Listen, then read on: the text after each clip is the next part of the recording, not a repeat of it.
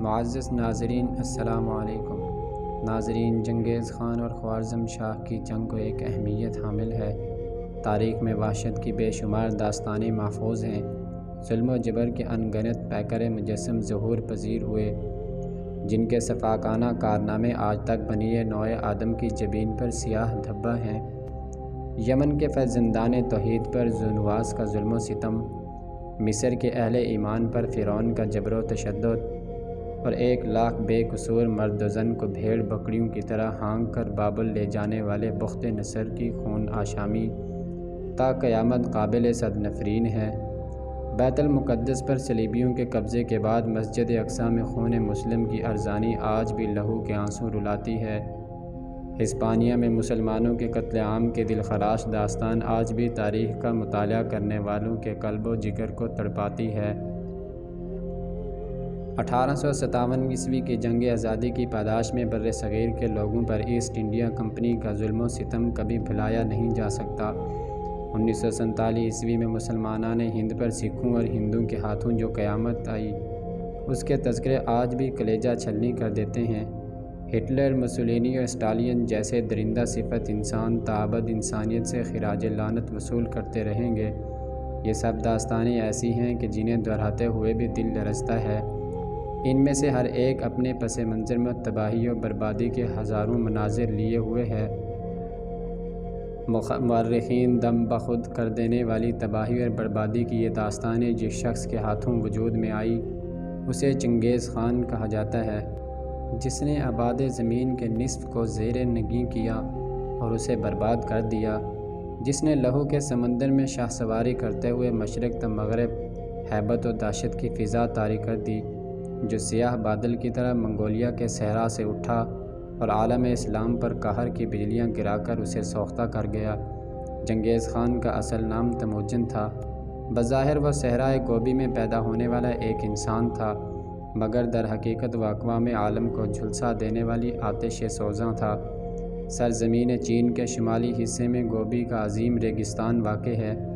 گرمیوں میں یہاں بادلوں تک بلندی ہوتی ہوئی تند و تیز ریتلی آندھیاں چلتی ہیں۔ اونچے اونچے ناہموار ٹیلے ان ہواؤں کے ساتھ ساتھ اپنی جگہ بدلتے رہتے ہیں۔ سردی کے موسم میں شمال کی جانب سے سخت سرد ہوائیں چلتی ہیں، جو ہر شے کو یخ بستہ کر دیتی ہیں۔ زمانہ قدیم سے یہاں جنگلی خانہ بدوش قبائل آباد چلے آتے تھے۔ ان خانہ بدوشوں کی گزر اوقات شکار اور غلہ بانی پر تھی۔ ہرن، ریچھ، لومڑیاں اور ہر قسم کے جنگلی جانور ان کی خوراک تھے۔ گایوں، گھوڑوں اور بھیڑ بکریوں کے بڑے بڑے گلے ان کی ملکیت میں ہوتے تھے۔ گرمی کے موسم میں دودھ بکثرت میسر آ جاتا تھا، مگر موسم سرما کی برف باری ہوتے ہی چارہ ملنے کے مواقع ختم ہو جاتے اور جانوروں کا دودھ سوکھ جاتا۔ مجبوراً یہ لوگ گرمی کے دنوں کے بچائے ہوئے سوکھے گوشت پر گزارا کرتے۔ کھانے کا یہ دستور تھا کہ پہلے جوان اور طاقتور لوگ حسب خواہ جو میسر ہوتا اچھی طرح کھا لیتے، پھر عورتیں اور بوڑھے ان کے بچے کچے سے پیٹ بھرتے، آخر میں بچوں کی باری آتی جو ہڈیاں چوس چوس کر پیٹ کی آگ بجھاتے یا چوہوں اور گلہریوں کا شکار کر کے ان کا گوشت نوچتے۔ ریگستان میں جہاں پانی اور چارہ میسر آتا یہ قبائل وہیں ڈیرا ڈال لیتے اور پانی یا غذا ختم ہونے پر یورتیوں کو لاد کر کسی اور چراگاہ کی طرف رواں دواں ہو جاتے۔ ہر قبیلے کے افراد اپنی حفاظت کے لیے ایک چلاک اور بہادر آدمی کو سردار منتخب کر لیتے تھے۔ پانی اور چارے کی تلاش میں پسندیدہ مقامات پر قبضے کے سلسلے میں یہ قبائل اکثر آپس میں کش و خوں کرتے رہتے۔ ان قبائل کو سخت جانی ورثے میں ملی تھی۔ کئی کے دن کے فاقے برداشت کرنا ان کے لیے ایک عام سی بات تھی۔ قبیلے کے مرد مسلسل کئی کے دن گھڑ سواری کرتے اور اچانک دشمن کو جا ملتے۔ صحرا میں بسنے والے یہ لوگ سرخ و زرد رنگت والے تھے۔ ان کے چہرے چوڑے اور گٹھے ہوئے تھے، ناکیں چھوٹی چپٹی اور داڑھیاں چھدری تھیں۔ جسم مضبوط اور توانا مگر شریرے تھے۔ ان کا حلیہ باقی تمام اقوام سے نرالا تھا۔ کسی غیر قوم کا آدمی ان میں فوراً پہچان لیا جاتا تھا، اس لیے ان میں کوئی جاسوس داخل نہیں ہو سکتا تھا۔ مکاری اور عیاری ان کی فطرت میں داخل تھی۔ سمودار جانوروں کی کھالیں اور اوڑھے اور بالوں والے جوتے پہنتے۔ صحرائے گوبی کی وسعتوں میں پھرتے ہوئے یہ جنگلی بھوتوں کے غول معلوم ہوتے تھے۔ ان جنگلی قبائل میں سے ایک بڑا قبیلہ مغل کہلاتا تھا۔ جھیل بیکال کے آس پاس کی چراگاہیں ان کے قبضے میں چلی آ رہی تھیں۔ یہ سرسبز علاقہ اس جھیل سے لے کر منچوریا کے سرحدی پہاڑوں تک پھیلا ہوا تھا۔ اس میں 2 ندیاں بہتی تھیں۔ صنوبر کے درخت قطار در قطار نظر آتے تھے۔ بے حد وسیع و عریض صحرائے گوبی کے شمال میں یہ حصہ ان قبائل کے لیے گویا جنت تھا۔ یہاں قابض ہونے کے لیے مختلف قبائل ہمراہ آور ہوتے تھے، مگر کامیاب نہ ہوتے، اس لیے کہ مغل قبیلہ جو کہ شمالی گوبی کا سردار تھا، ہر جارحیت سے نمٹنا جانتا تھا۔ تموجن میں اس قبیلے کے سردار یسوکائی کا بیٹا تھا۔ ابھی تموجن کی عمر 13 برس ہی تھی کہ اس کا باپ دشمن کے ہاتھوں مارا گیا۔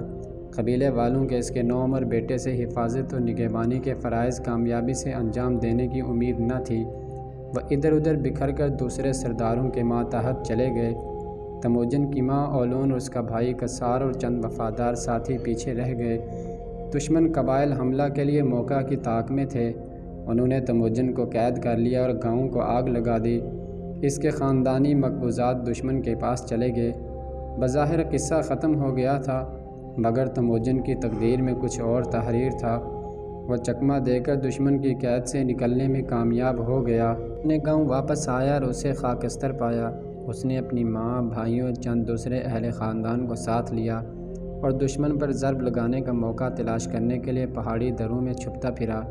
اس نے مستقل طور پر اپنی آبائی سرزمین کو چھوڑنے کی بجائے وہیں رہ کر مقابلہ کرنے کا فیصلہ کیا۔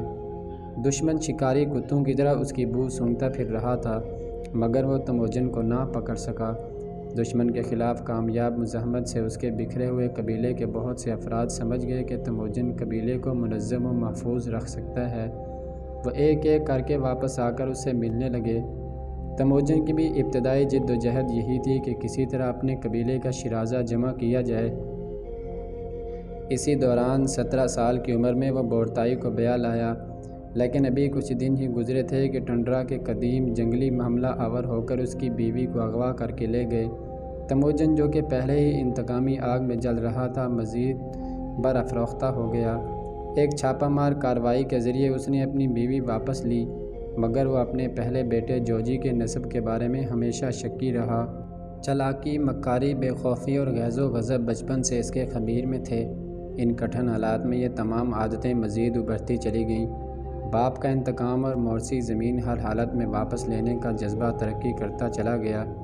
جلد ہی مختلف دشمن قبائل سے اس کی خونریز مارکہ آرائیاں شروع ہوئیں۔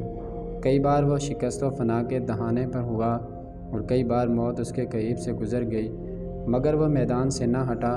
اس کے اپنے قبیلے کے بہت سے افراد واپس آ چکے تھے۔ یہ وہ لوگ تھے جو اپنے قبیلے کے سوا ہر قوم سے جان کا خوف رکھتے تھے، اور حقیقت یہی تھی کہ سب قبائل مغل قبیلے کو مٹانے کے درپے تھے۔ تموجن کے ساتھ آ ملنے والے مغلوں کی تعداد بہت زیادہ نہ تھی، مگر یہ سب کے سب تموجن کے پکے جانسار تھے۔ ایک حملے میں تموجن شدید زخمی ہو گیا۔ وہ دشمن کے نرخے میں آ گیا تھا۔ اس کے حلق میں تیر پیوست کر کے اسے مردہ سمجھ کر برف پر پڑا ہوا چھوڑ دیا گیا۔ اس کے 2 ساتھی وہاں پہنچ گئے۔ انہوں نے اس کے زخم سے خون چوسا، ایک پیالے میں برف پگھلا کر اس کے زخم صاف کیے۔ یوں وہ مرنے سے بال بال بچا۔ ان تمام سختیوں کے باوجود وہ اپنی قوم کی شیرازہ بندی میں مصروف رہا، یہاں تک کہ 13,000 جنگجو اس کے پاس جمع ہو گئے۔ اب تک ان کا کوئی مستقل پڑاؤ نہ تھا۔ دشمن سے تحفظ کے لیے اور خوراک کے حصول کے لیے انہیں بہت جلد اپنی جگہ بدلنا پڑتی تھی۔ ایسے ہی ایک سفر کے دوران ان کے قدیم دشمن تیجود قبیلے نے ترغاتائی نامی شخص کی قیادت میں ان کا راستہ روک لیا۔ یہ 30,000 مسلح تیجود تھے۔ تموجن نے نہایت برمحل اور ماہرانہ انداز سے اپنی صفیں ترتیب دی اور مقابلے پر آ گیا۔ دن بھر کی مارکہ آرائی کے بعد 6,000 تیجود مارے گئے اور بقیہ پسپا ہو گئے۔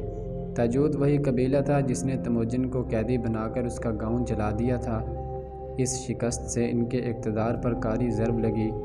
اس کے ساتھ ہی تموجن کی نخوت و تکبر میں بھی اضافہ ہو گیا اور اس نے باقاعدہ سرداروں والے ٹھاٹ باٹ اختیار کر لیے۔ اس کے قبیلے کا پرچم سر بلند ہوتا گیا۔ روز بروز اس کے ساتھی بڑھنے لگے۔ بغورچی اس کا دیرینہ رفیق تھا اور کسار اس کا چھوٹا بھائی اس کا دست راست تھا۔ جبی نویان، صوبدائی بہادر اور مقبولی بہادر 3 انتہائی لڑاکا اور شفاق نوجوان سالار اس کے لیے ہر معرکہ میں کامیابی کا پیش خیمہ تھے۔